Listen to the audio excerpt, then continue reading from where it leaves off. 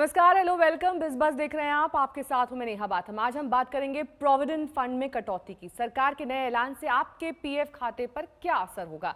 PF पर नया फैसला आपके लिए कितना फायदेमंद है? दरअसल वित्त मंत्री सीतारमण ने प्रोविडेंट फंड को लेकर कई बड़े ऐलान किए हैं। इन ऐलानों के मुताबिक 100 से कम कर्मचारियों वाली कंपनियां जहां 90% सैलरी 15,000 से कम है, उनका खुद का और कंपनी का अगले 3 महीनों का पीएफ योगदान सरकार करेगी। इसके साथ ही बाकी कंपनियों के भी कर्मचारियों और कंपनियों के योगदान को अगले 3 महीने से घटाकर 12 की जगह 10% कर दिया गया है।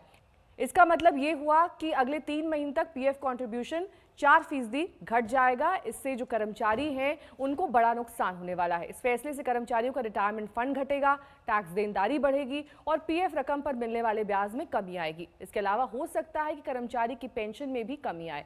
यानी सरकार का पीएफ कंट्रीब्यूशन घटाने का फैसला तीनों तरह के कर्मचारियों के लिए नुकसानदेह साबित होगा। लेकिन सरकार ने यह फैसला कर्मचारियों और कंपनियों की जेब में पैसा ज्यादा हो इसलिए किया है। सरकार के पीएफ कंट्रीब्यूशन घटाने से कंपनियों को कर्मचारियों को 2% मूल वेतन कम देना होगा। ये कंपनी की बचत होगी। इसके साथ ही कर्मचारियों को हर महीने 2% ज्यादा सैलरी हाथ में आएगी।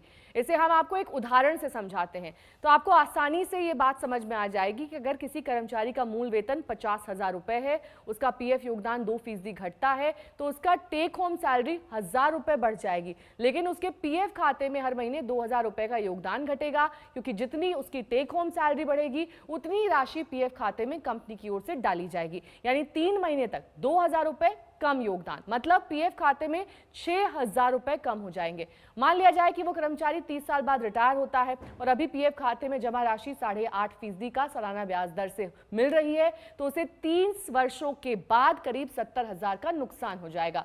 इसका मतलब यह हुआ कि पीएफ कंट्रीब्यूशन घटाने का फैसला कर्मचारियों को भारी पड़ रहा है। यानी जो कर्मचारी राहत की उम्मीद कर रहे थे उनको टेक होम सैलरी बढ़ने की रिटायरमेंट के वक्त बड़ी कीमत चुकानी होगी। कर्मचारियों के रिटायरमेंट फंड में ही नहीं बल्कि टैक्स देनदारी भी बढ़ सकती है।